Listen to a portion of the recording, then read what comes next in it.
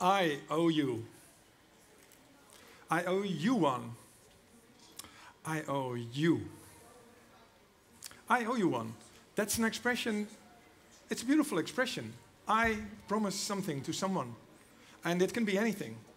I owe you one, I said. But it wasn't my bicycle.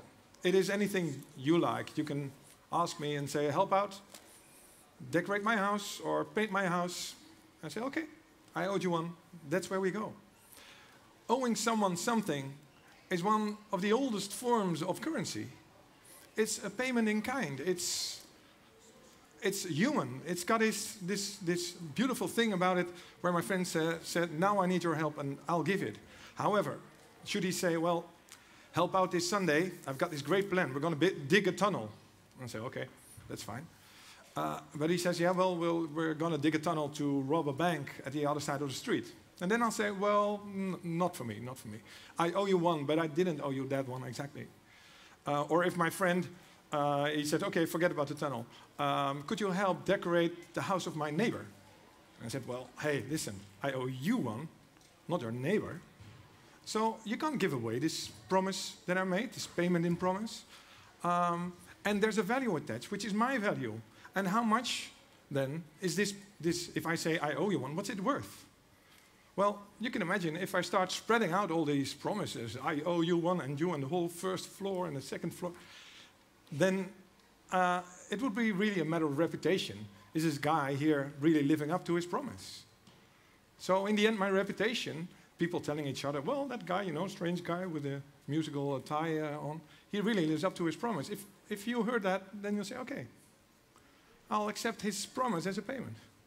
So there we have it. This is the oldest, most beautiful form of payment in mankind, and we used it for many, many years. Now, in small villages that can completely look after themselves, this might work. This might really be the only way of payment. But the world has grown. So we added another kind of currency, another payment method, because villages have travelers coming in, and they bring goods, and they take goods along. So you'll have this personal promise here, and then here this anonymous object. In each village, each society over time has had anonymous objects working as currency. And this could be salt, this could be gold, the skin of a beaver, a huge stone, anything, you name it. Anything has been used and might even be used in the future as a kind of payment. So there are these two forms. The old one, the human one, and the anonymous object one. Now, if we look at the evolution of currency as a sort of a competition, the personal promise has completely lost out. It's this object form that really won the game. We figured out, well, gold is actually a good tool. And then we figured, well, this gold is too heavy if I carry this whole gold, so let's make coins out of it. And then we ran out of coins and we figured, yeah, but what happens if we make sort of banknotes? So then we started using banknotes rather than coins. So over time, this object form of money started to develop and really won the game. And now we end up with this euro banknote, a dollar banknote, standardized forms of money. And they are extremely efficient. They work neatly, nicely, and anywhere. You can carry them around. They've got everything, you could say, that the personal promise hasn't. The personal promise isn't efficient, but it's personal. And this banknote, it's hugely efficient, but it's impersonal. It doesn't tell you what's happening with the banknote. So if I pay for a bread, next up, my coins could end up with a drug dealer. I wouldn't know. But if I were to know that they would end up with a drug dealer, I'd reconsider buying the bread. So what happens with this efficient form of money?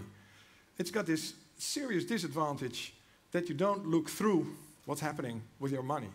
And you just limit yourself to this one step of payments that you make. And that flaw in money, it's beautiful, it's efficient. The banknote system is great, but it has this serious flaw that you start to forget what happens beyond the next payment. And that's where we really need to make a change. If anything, our financial crisis was a result of the fact that people only thought about this first object here and didn't think anything beyond. What happened with the object?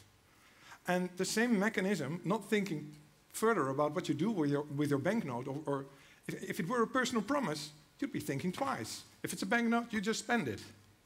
That's strange, but there are both kinds of payments. So this banknote It's efficient, it's beautiful, but it's got this serious limitation of limiting our moral side, our insight into what the effect of our behavior is.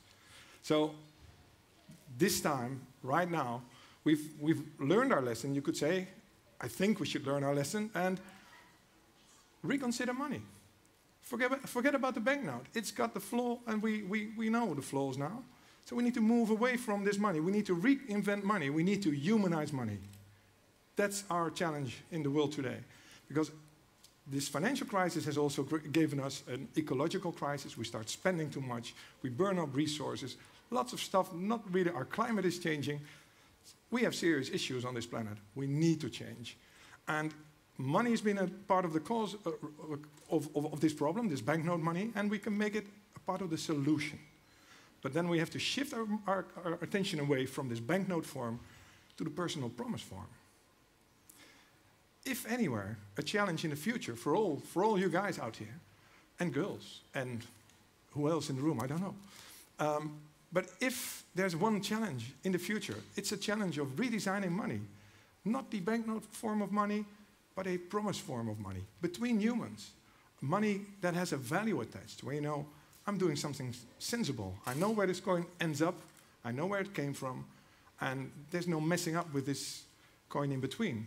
And in using the coin, I create a sustainable earth with people that respect each other. And anything you can dream up, you can design into a coin system. There's our challenge. And it's a beautiful challenge, and it's a challenge where reputation will play a big role. Because in this promise money, reputation was a thing. And we can see this emerging everywhere. If you look on Twitter, you can see, well, there are his tweets. If you look on LinkedIn, well, there's the profile. We are already starting to think in reputation forms. We already have a huge computer base on the internet. We can really design new forms of money. And I'm confident that in this room, there's a girl, a boy, or even a group that is already able to make these kinds of new money. It would be the new money, humanized money, and it would bring us towards a better world. And I'm seriously looking forward to discovering which kind of beautiful new monies you are going to make.